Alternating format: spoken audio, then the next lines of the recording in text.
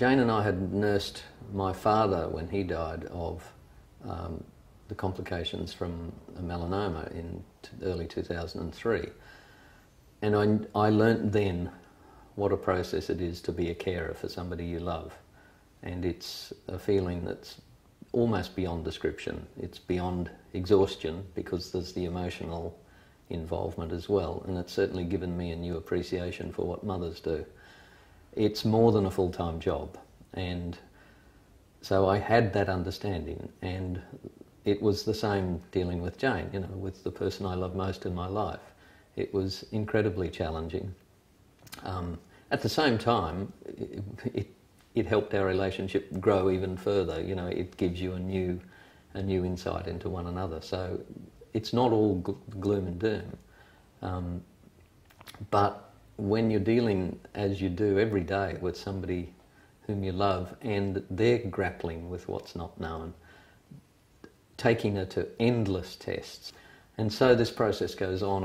And of course, the partner and the carer lives through every moment of that. And you know, Jane often said to me, she thinks it's sometimes harder for the person who's watching than it is for the person who's going through it.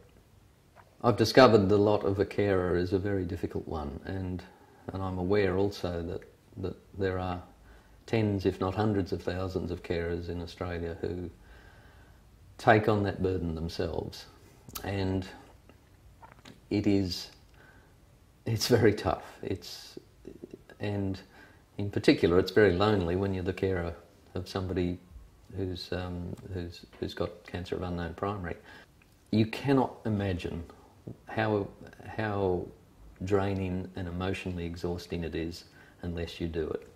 And I think I've been given pretty good support, mainly from our friends, but I think that it's often the forgotten aspect of cancer. People think of it in terms of, yes, you go and get your treatment, yes, you have surgery, it's cut out, you get better.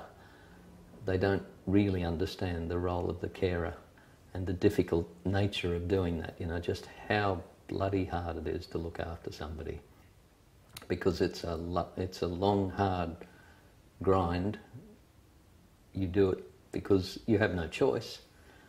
People have said to us, oh, you're both so brave the way you face this. You know, we're not brave. You do it because you haven't got a choice. You do what you need to do. What else are you going to do? Go and hide? No, you deal with it, as so many people deal with so many things in their life. And I've come to understand that the treatment of people with cancer depends not only on the surgeons and doctors and oncologists and radiation specialists who treat them, but it depends on the people at home who do the hard, everyday slog of looking after them. So there's nothing like doing it yourself to understand how much support you need. And carers need an awful lot of support. And it is available, and I've used counsellors made available through the Cancer Council, and there are quite, you know, comprehensive support networks. And I can only say that people need as much support as they can.